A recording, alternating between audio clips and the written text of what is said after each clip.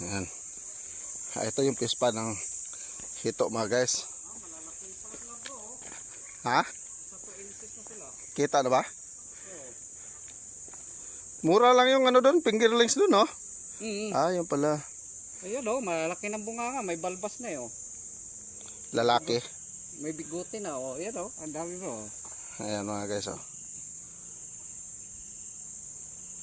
Kumain na sila.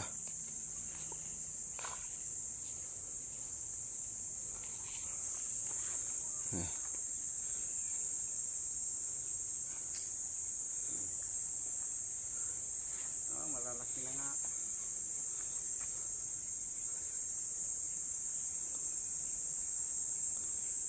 Kinakain na nila doon, oh.